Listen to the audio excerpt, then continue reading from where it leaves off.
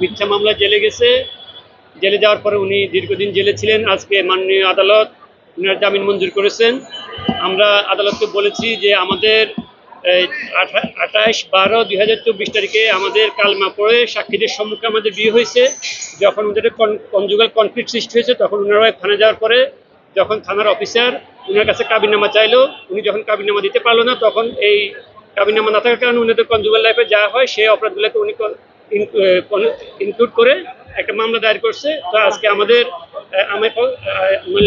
নিখিলের পক্ষে আমি ছিলাম, আমার লানির ফাদার খলিল ছিল, ঢাকা বারের এক্সিকিউটিভ কমিটির মেম্বার, আর ওনার ওয়াইফের পক্ষে আমার লানির ফাদার মেজবুদ্দিন পারভেজ ছিলেন। আমরা কোর্টকে বুঝাতে সক্ষম হয়েছি যে আমাদের মধ্যে ভুল বুঝাবুঝির কারণে আমাদের এই মামলাটা হয়েছে।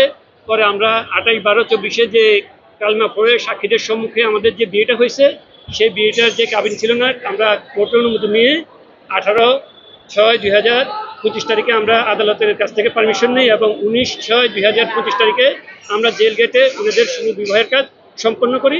আজকে আমরা উভয় পক্ষের আপোষ নিষ্পত্তি মূলে আমার লার্নেড ব্রাদার আমার সাথে ছিলেন, উনার ওয়াইফের পক্ষে ছিলেন, আর আমি নিখিলের পক্ষে ছিলাম। শুনানি শেষে আদালত 1000 টাকা বন্ডে আমাদের স্বনামধন্য কনস্টিটিউশন নোবেলের জামিন মঞ্জুর করেন। আর নোবেলের মধ্যে কেমন সম্পর্ক, তো এখন এখানে আর কি বলবো, আমরা আসলে জামিন চাইছি, জামিন পাইছি, এটা আমাদের পারিবারিক সমস্যা সমাধান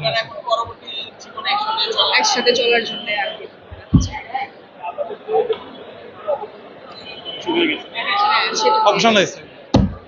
ধন্যবাদ সবাইকে। ধন্যবাদ।